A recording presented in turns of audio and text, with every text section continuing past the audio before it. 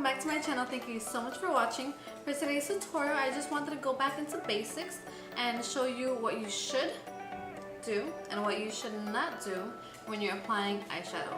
What you should do in terms of techniques such as blending, how you should apply it, and how you should hold the brush are things that I will be covering in this video.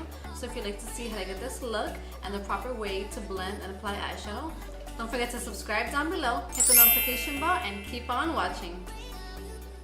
I'm starting off today's look using the Tarte's Pro palette. I'm taking the color Bold and I'm using this on a Sigma brush. I'm holding the brush further down towards the end of it, and I'm using a really soft and light hand and just using windshield wiper motions.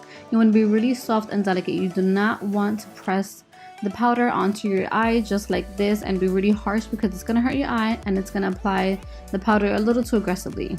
Then I'm taking the color Whimsy and I'm applying this onto my crease, and I'm using windshield wiper motion just back and forth to blend the color nice and smoothly onto the eye crease.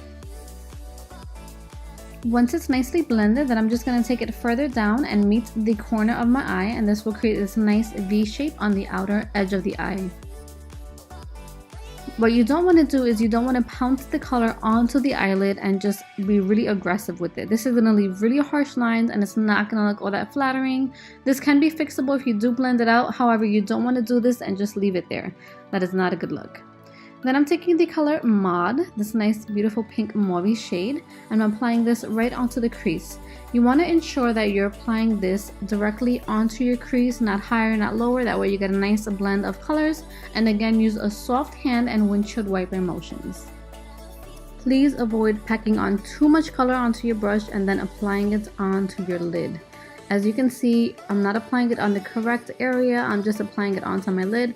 And this isn't going to create a nice smooth transition onto the eyelid. It's going to just look like it's placed there. The color is going to get very muddy and it's not blended out very well. So here you can clearly see the difference. I'm then going in and taking the color Glam for some nice shimmer, and I'm putting this Wet n Wild eyeshadow brush. And with this color, what I'm doing is I'm applying it directly onto the eyelid. I'm taking the color and I'm gently packing it on, especially because it's glitter, you don't want any fallout. And as you can see here towards the edge, I'm taking more color and then I'm blending it out really precisely. You want to be precise when you're applying color to the eyelid. You don't want it to kind of smear all over and no harsh lines. And then I'm gently blending that out. Now, if you take the color and you just kind of smack it onto your eyelid, this is what you're going to get. You're going to get a lot of harsh lines of color just going to kind of smear everywhere. It's going to look like you just placed it on and not really with any kind of direction, so it's not really a good look. Also, you can see here toward the edge, you see some harsh lines. So this is not good because this is not a nice blended effect. It doesn't look very put together very well, and again, it can be fixable if you do blend it out well, but right now you have all these colors muddling together, so you want to be really careful with that. I'm then going back in with the color Mod, and I'm using this as a transition shade. So I just want to go back in and further define that color, and as you can see, it's really blending all of the colors together really nicely. So you always want to do this to kind of finish off the look. So here you can really see the difference between both eyes, the correct eye and the not so correct eye. Then taking that highlight shade again, the color Glam, I'm just using this to highlight my brow bone, and as you can see, I just kept the color towards the tail end.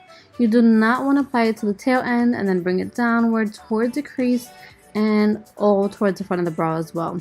This will not give a lifted look. It will actually make your eyebrow look more droopy and it will not be very flattering. I'm then taking the color Whimsy and I'm going onto the lower lash line, and I'm just placing this really close to my lower lash line. That way it just kind of emphasizes the look and kind of just pulls it all together. What you don't want to do, however, is you don't want to take too much color and bring it too downward. As you can see, there's a big gap between my lower lash line and the area where I'm applying the shadow. I left a really harsh line. It's kind of just put there. It's not really blended well. And this is not flattering. It's not putting the look together. Now, when applying the inner tear duct area, you want to be really careful to not apply too much and bring it too down, because as you can see, this is what you get and it's really not flattering. So just be careful with that as well. I hope that you enjoyed this video and the tips and tricks to get nice, smooth, blended eyeshadow. Thanks again for watching.